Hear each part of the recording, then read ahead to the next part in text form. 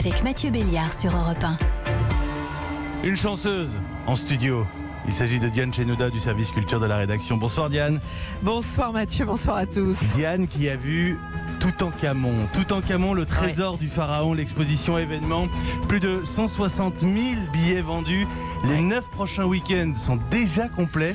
Une exposition qui doit durer 6 mois à la Grande Halle de la Villette. On peut venir sans ticket, me disiez-vous, Diane, oui, mais clairement... absolument, on peut tenter sa chance sans ticket, mais bon, voilà, il vaut mieux réserver sur Internet quand même. C'est quand même le conseil. Diane, pourquoi est-ce qu'il s'agit d'une exposition exceptionnelle ? Bien écoutez Mathieu, c'est bien simple. Cette exposition est exceptionnelle en effet, car pour plusieurs raisons. D'abord, c'est la première fois qu'on peut admirer autant d'objets du trésor de Toutankhamon. 150 objets, dont une cinquantaine n'étaient jamais sortis d'Égypte.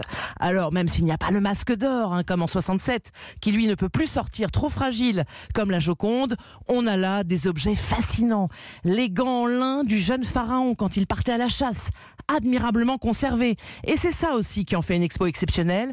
Toutes ces pièces sont presque intactes, plus de 3000 ans après, vous imaginez. C'est le cas de ces merveilleuses statuettes en bois doré de Toutankhamon. On voit le jeune pharaon avec sa coiffe et sa lance, debout sur une barque ou une panthère. Admirable aussi ce sarcophage miniature, on ne l'avait jamais vu, qui renfermait son foie, ou encore cette chapelle tout en or qui représente des scènes du jeune roi avec son épouse, scènes de chasse, scènes de cérémonie, on le voit verser du vin.